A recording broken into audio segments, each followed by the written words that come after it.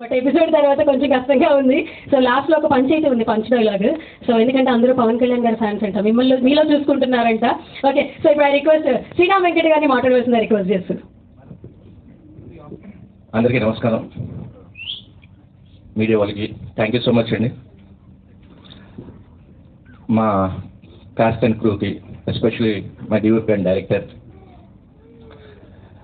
యాక్చువల్గా నేను ప్రేమంత మధురం చేసిన తర్వాత మళ్ళీ ప్రాజెక్ట్ చేయమంటే భయపడ్డాను. ఎందుకంటే అది చాలా మంచి పేరు వచ్చింది, ప్రతి ఒక్కళ్ళు శ్రీరాములు ఆదివర్ధం చూసుకున్నారు. అది మరిపించాలి అంటే అది కష్టం అనే ఒక ఫీలింగ్ నాకు. అందుకే ఫస్ట్ షూటింగ్ మొదలుపెట్టినప్పుడు ఎంఎల్ఏ స్టార్ట్ చేశాను. నేను ఆల్మోస్ట్ ఒక 5 to 7 days నేను లొకేషన్ కూడా వెళ్ళా. ఈ క్యారెక్టర్ని ఎలా చేయాలనేది ఒక టెన్షన్. బేసిక్గా అది వైపు రావట్లా బేసిక్గా. సరే అని చెప్పి వెంకట్ నేను అనుకున్నాం ఒక సీన్ చేద్దామంటే, లేదు బాక్సింగ్ రింగ్తో స్టార్ట్ చేద్దాం, దెన్ మనకు అక్కడ తెలుస్తుంది క్యారెక్టరైజేషన్ అని చెప్పి కాంప్రమైజ్ కాకుండా చిన్న చిన్న సీన్లు చేయాల్సి ఉన్నా వదిలేసి టు స్టార్ట్ ఫ్రమ్ రింగ్ అనమాట.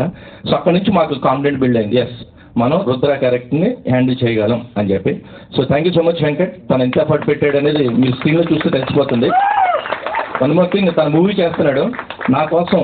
అంటే మామూలుగా ఎవరైనా చేస్తుంటే ఇందులో హీరోగా వాడు వచ్చేవాడు కాదు, నేను చేస్తున్నానని చెప్పి మా ఇద్దరు ప్యాషన్ వేవ్ లెంగ్త్ ఎందుకంటే చాలా దగ్గరగా ఉంటాయి.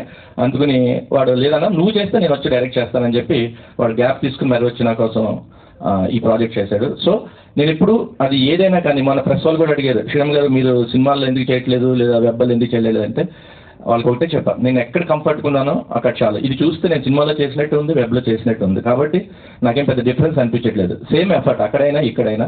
కాబట్టి ఇక్కడ నేను చాలా కంఫర్ట్